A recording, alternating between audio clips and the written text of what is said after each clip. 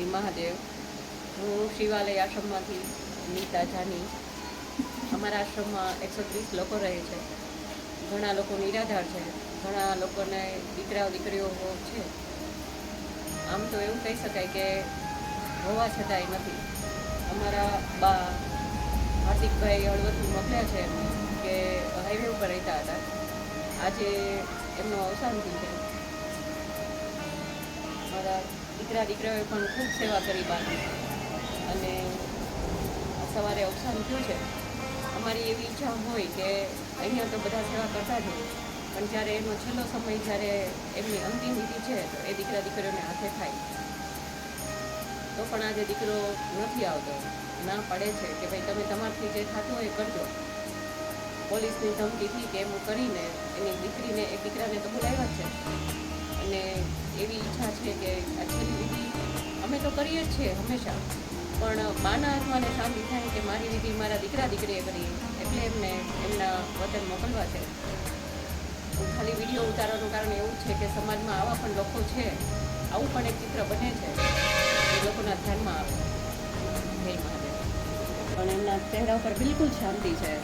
નથી એમણે યાદ કર્યું કે મારા દીકરાઓ કે દીકરીઓ કોઈને પણ યાદ નથી કર્યા.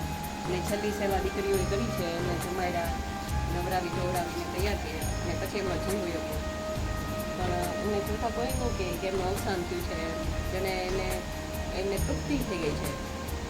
બસ અમારી એવી ઈચ્છા છે કે એ એમના વતનમાં એમના દીકરીઓના હાથે એમના અન્ય સંસ્કાર થાય તો કદાચ એમને મોક્ષ મળે.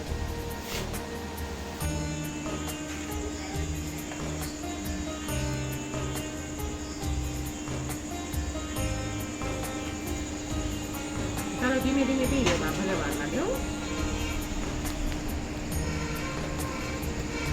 હલો બા, જીદ નહીં કરો બા, પી લ્યો.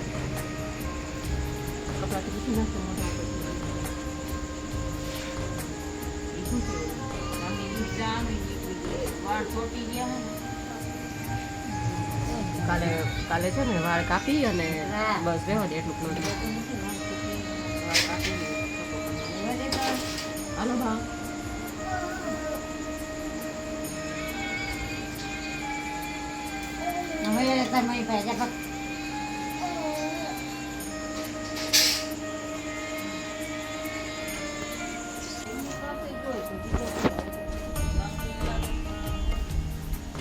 બરોબર.